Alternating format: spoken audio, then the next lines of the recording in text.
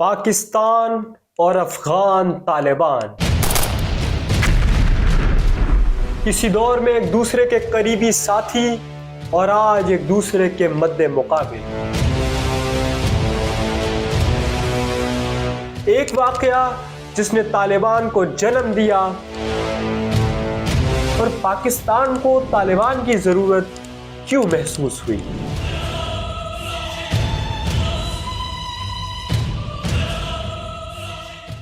بسم اللہ الرحمن الرحیم۔ السلام علیکم ناظرین، میں ہوں عبد الرحمن۔ ایک طرف ایٹمی قوت پاکستان ہے تو دوسری جانب اپنی باقاعدہ فوج سے بھی محروم افغان طالبان۔ ناظرین، حال ہی میں مد مقابل آنے والے یہ دو گروہ کسی دور میں ایک دوسرے کے قریبی ساتھی بھی رہ چکے ہیں۔ آئیے جانتے ہیں کہ طالبان کس طرح سے وجود میں آئے اور پاکستان کو طالبان کی ضرورت کیوں محسوس ہوئی۔ دوستو، سوویت روس کے افغانستان سے نکل جانے کے بعد افغانستان میں بدامنی عروج پر تھی۔ بہت سے افغان مہاجرین پاکستان آ کر پناہ گزین ہو گئے تھے۔ افغانستان میں وار لارڈز کا راج تھا، فتح خوری عروج پر تھی، یعنی کہ بدامنی ہی بدامنی تھی۔ اور اسی بدامنی کے سلسلے میں ایک ایسا واقعہ ہوا جس نے سب کو ہلا کر رکھ دیا۔ دوستو، ہوا کچھ یوں کہ بلوچستان سے منسلک افغان صوبے قندھار میں ایک مقامی کمانڈر نے ایک مدرسے کے طالب علم سے غیر انسانی سلوک کر اسے قتل کر دیا۔ دوستو، بلوچستان سے منسلک یہ صوبہ قندھار تھا اور اسی قندھار صوبے سے بہت سے افغان طالب علم بلوچستان تعلیم کی غرض سے بھی آئے ہوئے۔ وہ یہاں پر مدارس میں تعلیم حاصل کرتے تھے اور جس شخص کے مدارس میں تعلیم حاصل کرتے تھے اس شخص کا نام تھا مولانا فضل الرحمان۔ دوستو، قندھار کے طالب علم قندھار کی صورتحال کو دیکھ کر بہت غمناک تھے کہ پھر قندھار میں ہونے والے اس مدرسے کے طالب علم کے قتل نے ان کے اندر بدلے کی آگ کو بھڑکا دیا۔ دوستو، پھر ہوا کچھ یوں کہ ان طالب علموں نے ایک گروہ بنانے کا فیصلہ کیا۔ انہوں نے اس گروہ کا سربراہ ایک 39 سالہ شخص کو مقرر کیا اور اس شخص کا نام تھا ملا محمد عمر۔ دوستو، اس گروہ کو نام دیا گیا طالبان کا۔ اس سب کے بعد طالبان نے طالب علم کو قتل کرنے والے کمانڈر کے ساتھیوں کو اپنے ساتھ ملا لیا اور اس سب کے نتیجے میں اس مقامی کمانڈر کو قتل کر ڈالا۔ دوستو، یہ تھا وہ وقت جب افغانستان میں افغانیوں کا مسیحا طالبان کو سمجھا جا رہا تھا، اور یہاں سے طالبان کی اس کہانی کا آغاز ہوا جو آج تک جاری و ساری ہے۔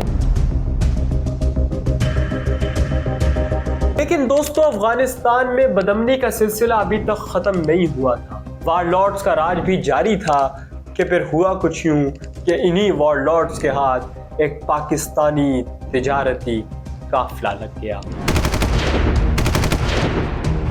پاکستان نے ترکمانستان سے زمینی راستے کے ذریعے سے ایک کاٹن کی 30 ٹرکوں پر مشتمل کھیپ منگا رکھی ہے۔ چونکہ کھیپ زمینی راستے کے ذریعے سے آنا تھی تو اس کے راستے میں بڑے بڑے افغان وار لارڈز بھی تھے۔ دوستو، پھر ہوا وہی جس کا ڈر تھا۔ یہ تجارتی قافلہ افغان وار لارڈز نے اپنے قبضے میں لے لیا اور اب یہ بات پاکستانی حکومت کو پریشان کر رہی تھی۔ مولانا فضل الرحمان اس وقت کی فورن کمیٹی کے سربراہ تھے۔ دوستو، مولانا فضل الرحمان کے مدارس میں طالبان کا آنا جانا رہتا تھا۔ جیسا کہ میں آپ کو بتا چکا ہوں کہ وہی طالب علم جو مولانا کے مدرسے میں تعلیم حاصل کرتے تھے انہوں نے ہی طالبان کو جنم بخشا تھا۔ مولانا فضل الرحمان نے اس سب سے آگاہ کیا اس وقت کے وزیر داخلہ نصیر اللہ بابر کو، اور پھر پاکستان اور طالبان کا बाकायदा राब्ता कायम हुआ। तालिबान के लिए भी ये एक बहुत ही नायाब मौका था कि एक मुकम्मल निज़ाम रखने वाले मुल्क के साथ उनके ताल्लुकात इस्तवार होने जा रहे थे।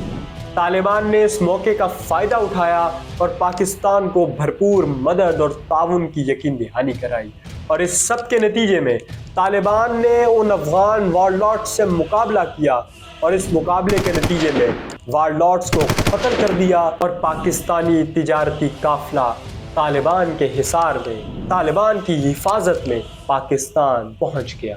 दोस्तों, आज दीगर इस्लामी मुल्कों की तरह अफगानिस्तान से भी पाकिस्तान के ताल्लुकात अच्छे होना कोई अचंभे की बात नहीं है, लेकिन उसके लिए चंद शराइत का पूरा होना लाजिम है। अफगानिस्तान की हुकूमत अपनी सरजमीन को TTP या दीगर दहशतगर्द तंजीमों के जरिए से पाकिस्तान के खिलाफ इस्तेमाल होने से रोके, क्योंकि अब अफगानिस्तान में एक मरकज़ी हुकूमत है, तो अब चाहिए ये है कि वो अफगान महाजरीन जो कि बरसों से पाकिस्तान में मुकीम है अब अपने वतन वापस जाएं। दोस्तों, उम्मीद इसी बात की है कि पाकिस्तान, अफगानिस्तान और तमाम इस्लामी ममालिक का इत्तेहाद दुनिया के तमाम इत्तेहादों से मजबूत हो, और सबसे बढ़कर ये कि अफगानिस्तान भारत जैसे शरपसंद हुकूमतों के ट्रैप में ना आए। दोस्तों, आपको ये वीडियो कैसी लगी मुझे अपनी कमेंट्स में राय का ज़रूर इज़हार कीजिएगा। मुझे दुआ में याद रखिएगा, चैनल को सब्सक्राइब कीजिएगा। अल्लाह आपका हामी और नासिर हो। अल्लाह हाफिज़।